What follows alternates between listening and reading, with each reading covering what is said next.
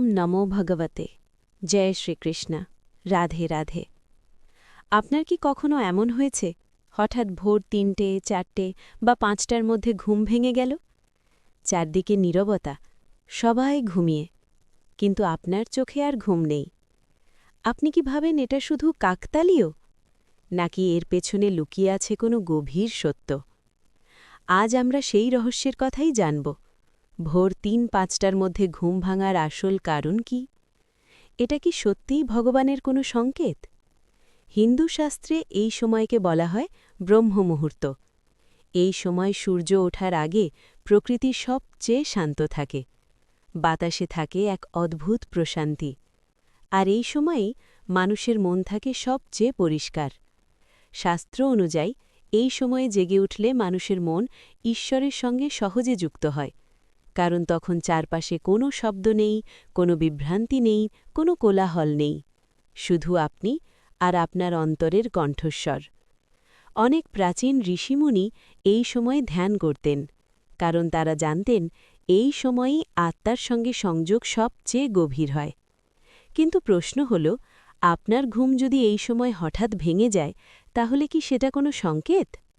অনেকেই বিশ্বাস করেন হ্যাঁ, কারণ যখন আপনার মন বারবার একই সময়ে জেগে ওঠে, তখন সেটি শুধু শরীরের বিষয় নয়, এটি হতে পারে আপনার মনের, আপনার আত্মার, এমনকি আপনার জীবনেরও একটি বার্তা। হয়তো আপনি জীবনে কোনো বড় পরিবর্তনের সামনে দাঁড়িয়ে আছেন, হয়তো আপনার ভিতরের শক্তি আপনাকে ডাকছে, হয়তো ভগবান আপনাকে কিছু বোঝাতে চাইছেন। ভাবুন তো, দিনের বেলায় আমরা কত ব্যস্ত থাকি। মোবাইল, কাজ, পড়াশোনা, চিন্তা সব মিলিয়ে আমাদের মন কখনোই শান্ত থাকে না। কিন্তু ভোরের এই সময় সব কিছু থেমে যায়। এই সময়ে যদি আপনি জেগে ওঠেন, তাহলে সেটা হতে পারে একটি সুযোগ নিজের সঙ্গে কথা বলার, নিজের জীবনের দিকটা বুঝে নেওয়ার। অনেক সময় আমরা নিজের ভিতরের কথা শুনতে পাই না, কারণ বাইরে এত শব্দ থাকে যে ভিতরের কণ্ঠস্বর চাপা পড়ে যায়। কিন্তু ব্রহ্ম মুহূর্তে এই কণ্ঠস্বর স্পষ্ট হয়ে ওঠে। আপনি যদি এই সময় জেগে ওঠেন, তাহলে কিছুক্ষণ চোখ বন্ধ করে বসুন, গভীর শ্বাস নিন, নিজের মনকে শান্ত করুন। আপনি অনুভব করবেন একটা অদ্ভুত শান্তি, একটা শক্তি আপনাকে ঘিরে ধরছে।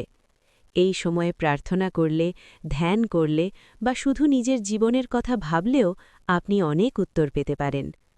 এখন একটা গুরুত্বপূর্ণ প্রশ্ন, সব সময় কি এটা স্পিরিচুয়াল সংকেত? না, সব সময় নয়। কখনো কখনো এটা হতে পারে আপনার শরীরের কারণেও। স্ট্রেস, চিন্তা, অনিয়মিত ঘুম, এই সব কারণেও ভোরে ঘুম ভাঙতে পারে। কিন্তু যদি এটা বারবার হয়, একই সময়, এবং আপনি ভিতরে একটা আলাদা অনুভূতি পান, তাহলে সেটাকে একেবারে সাধারণ ঘটনা ভেবে এড়িয়ে যাবেন না। এটা হতে পারে আপনার জীবনের একটি টার্নিং পয়েন্ট। অনেক সফল মানুষ, অনেক সাধক এই সময় উঠে নিজের কাজ শুরু করেন, কারণ তারা জানেন এই সময়ের শক্তি অন্যরকম। এখন আপনি কি করবেন? যদি আপনার ঘুম ৩-৫টার মধ্যে ভেঙে যায়, প্রথমত ভয় পাবেন না, এটা কোনো খারাপ সংকেত নয়। দ্বিতীয়ত, আবার জোর করে ঘুমানোর চেষ্টা করবেন না। তৃতীয়ত, এই সময়টাকে কাজে লাগান। ২-৫ মিনিট প্রার্থনা করুন, নিজের জীবনের লক্ষ্য নিয়ে ভাবুন, কৃতজ্ঞতা প্রকাশ করুন। আপনি ধীরে ধীরে বুঝতে পারবেন এই সময়টা আপনার জীবনে পরিবর্তন আনছে। হয়তো আপনি আরও শান্ত হচ্ছেন, হয়তো আপনার চিন্তা পরিষ্কার হচ্ছে, হয়তো আপনি নিজের আসল পথ খুঁজে পাচ্ছেন। এই পৃথিবীতে অনেক কিছুই আমরা বুঝতে পারি না, কিন্তু কিছু কিছু ঘটনা আমাদের জীবনে আসে যা আমাদের বদলে দিতে পারে। ভোর ৩-৫টার মধ্যে ঘুম ভাঙা তেমনই একটি ঘটনা হতে পারে। তাই পরের বার যদি এমন হয়, তাহলে এটাকে অবহেলা করবেন না।